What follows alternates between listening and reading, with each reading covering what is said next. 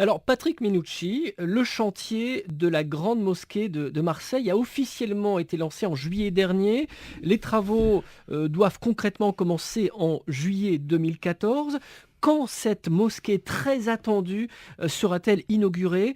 Est-ce que c'est un projet qui vous tient à cœur? Est-ce que vous serez le maire qui va inaugurer cette Oui, mosquée? mais j'aimerais bien. Moi, je suis bien sûr favorable à la grande mosquée. À partir du moment où les musulmans de Marseille la souhaitent, il n'y a pas de problème. Mais nous connaissons tous les conditions de la loi de 1905. La loi de 1905, elle a été faite pour séparer l'Église catholique de la République. Ça a bien fonctionné. Alors, à l'époque, À l'époque, en la religion 1905, musulmane voilà, elle n'existait pas. n'existait Il pas en n'existait France, pas. pratiquement Il y pas. avait, je crois, deux mosquées en France. Et donc, l'avantage évidemment de la religion catholique sur la religion musulmane, c'est que les mairies sont propriétaires des lieux de culte et les donnent en gestion, en définitive, au culte.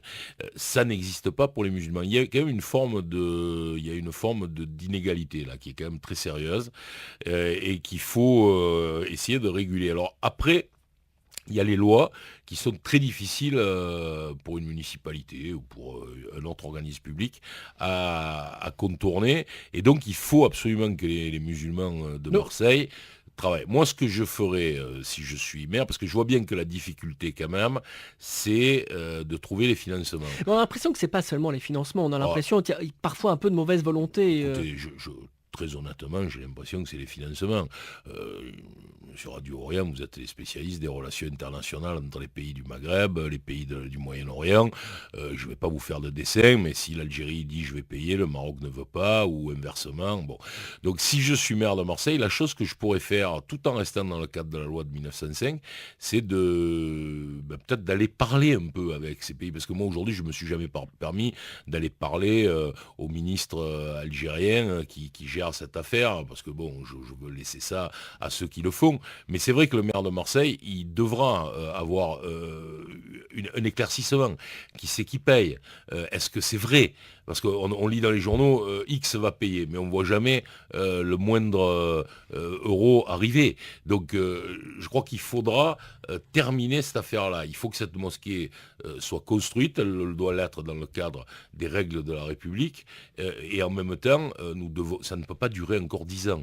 Donc il faut, parce que pendant le temps où la grande mosquée n'est pas construite, d'autres mosquées sont construites. Comment ça se passe justement Mais vous le savez très bien comment ça se passe. Les fidèles, ils sont dans leur quartier, ils veulent avoir un lieu de culte dans leur quartier. Aujourd'hui, on a parlé de l'islam des caves, mais il me semble qu'aujourd'hui, bon, il y a quand même un certain nombre de mosquées qui se sont créées, qui sont vraiment acceptables comme lieu dans la ville.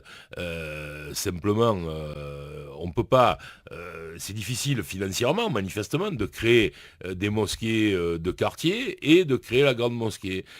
Parce que la grande mosquée devrait être créée pour justement structurer les petites mosquées, mais vous connaissez comme moi l'islam, ça ne se passe pas comme dans la religion catholique, il n'y a pas un chef et un clergé qui obéit, donc les choses sont compliquées. donc quand des élus, quand des Marseillais musulmans vous parlent de cette mosquée et vous disent Vous voulez que je vous dise? quand est-ce qu'elle Vous sera voulez que je vous construite, dise? ça les intéresse Ils pas? ne m'en parlent jamais.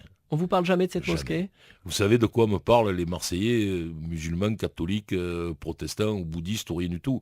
Ils me parlent de la propreté de la ville, de la sécurité, de l'avenir de leurs enfants, de la qualité de l'école où ils veulent les envoyer, du fait que telle ou telle école est un ghetto. Voilà de quoi ils me parlent. Mais la religion, je constate quand même que pour beaucoup de mes concitoyens, c'est quelque chose de personnel, c'est d'ailleurs tout à fait normal. Ils le vivent avec leur famille et ils font leur culte là où ils le peuvent ou là où ils en ont envie, mais je ne crois pas que ce soit une vraie question qui pose au maire. En tout cas, moi, cette question elle ne me revient très, très, très rarement. Sauf Patrick, en provocation, parfois.